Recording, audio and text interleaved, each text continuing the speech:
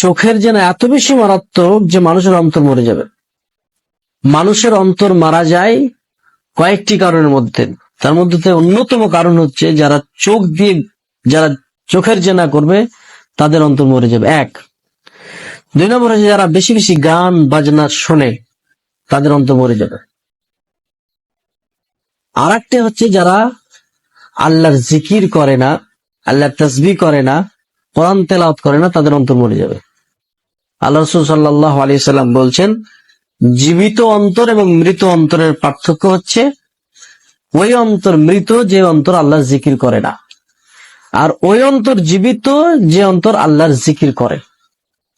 অতএব এই এতগুলি কারণ, একটি বললাম চোখের জেনা, দুই নম্বর বলেছি গান বাজনা বাদ্যযন্ত্র শোনা এবং দেখা, তৃতীয়ত বলেছি যে অন্তর আল্লাহর জিকির এবং তাসবিহ করে না।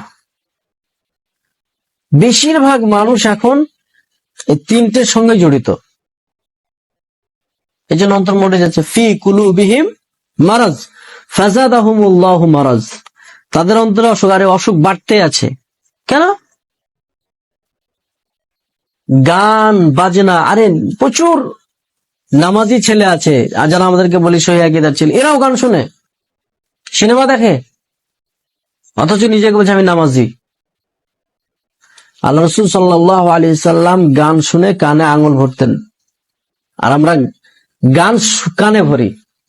আল্লাহ রাসূল সাল্লাল্লাহু আলাইহি সাল্লাম বলছেন যে সাব্বাবে উযনাইহি আনুকি ইয়াউমাল কিয়ামা, কিয়ামতের মাঠে তাদের কানে সীসাকে উত্তপ্ত করে ঢালা হবে। আল্লাহ বলেন শোন, গান খুব মজা লাগছিল পৃথিবীতে, শোন। তাহলে সব থেকে নিকৃষ্ট মুসলমান ওরা যারা গান শোনে। আর যে আমি দেখেছি যেই সব যুবকদের সামনে ভালো কথা দিনের কথা বলতে গেলে তারা ওই সব যুবকরা যারা বেশি গানের সঙ্গে জড়িত, সিনেমা দেখার সঙ্গে জড়িত,